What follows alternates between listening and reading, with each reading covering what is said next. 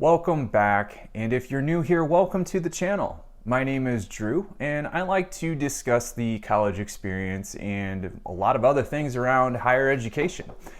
And in this video, I am going to bring to you a book review on the book Design Thinking in Student Affairs, a Primer by Julia Allworth, Leslie D'Souza, and Gavin Henning.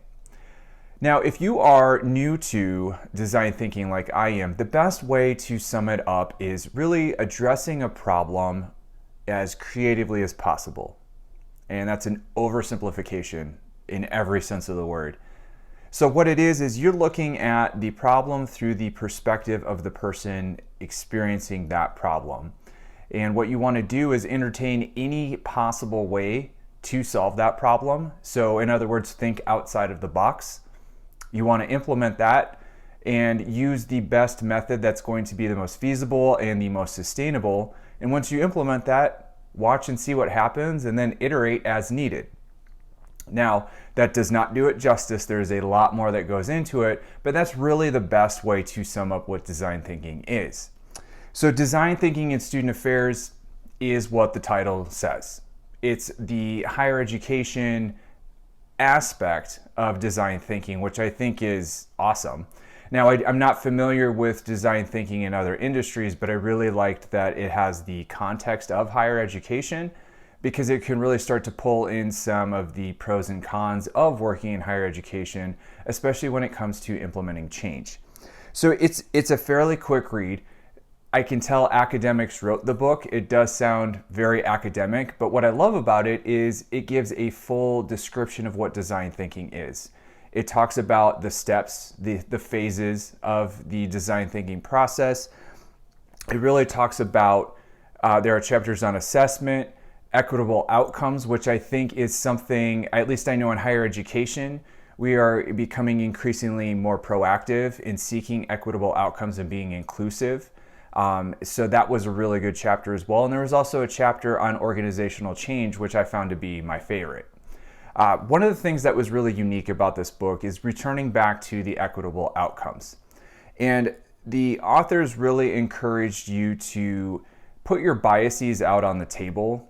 So just being conscious of them when you're going through the design thinking process. Because as long as you're always keeping it in the forefront of your mind, then you're able to have a little bit more control in not letting it dictate how you think. It also encouraged you to entertain the extreme spectrum, extreme ends of the spectrum when it comes to who the end user would be. So an example of this would say you're trying to find a solution for a student getting to a classroom. Now, when you include your personal biases and you're not including the full spectrum, you may have a particular kind of student in mind, and it may be a particular kind of student who you want your students to be and not who your students are. And so that's what the authors are really trying to get you to consider. So maybe you need to really think about who are the students that we're actually trying to help. And we're going to consider the ones who know exactly how to get to that classroom and the ones who have never set foot on campus before. We're going to consider ones who can't walk that far, ones who are unable to sit in the back of the classroom, who may be hearing impaired. All of those things, and you want to take all of that into consideration when you start to think about potential solutions to that problem. So there was a really great chapter in thinking of, okay, we need to take everything into consideration and always make sure that we're thinking about that through the entire process. My favorite chapter in the organizational change is probably because it's incredibly realistic. So it talks about the realities of change. Now, you could have a tough sell and you could really struggle to get buy-in from those you're trying to change with. Or you could have your leadership completely bought in, but those below them are not bought in. Or everyone could be bought in, but then when it comes time to implementing that change, they suddenly don't want to do that.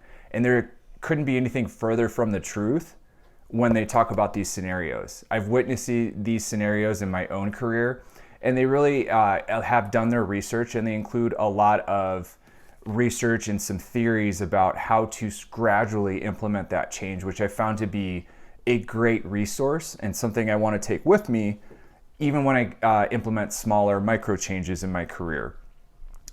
The one thing I do wish it had is had a few more concrete examples. Now the book does have examples, and they really talk about some of the phases when they went through the design thinking process. But for someone who's new to that like me, I would have liked to have seen the full process laid out. And to be fair, they did do that, but I still couldn't quite grasp what that would look like. They did talk about certain activities when it comes to the ideation phase. And I actually remember doing a similar activity weeks before I read this book in my own job. So it was really nice to draw those parallels. So it's not a hard knock on this book. I think they had some pretty strong examples. And the other thing I love about it, and this is the nerd in me, the references section is a goldmine of further research. So I have not gone through everything yet. I recognize some of the authors that they cited, so I'm excited to dive into that stuff myself. Overall, I think it's a great book. I think design thinking needs to become more common in higher education. We are notorious for being slow to change and leaving people out or leaving people behind when we do change, or being clunky when we do change ourselves.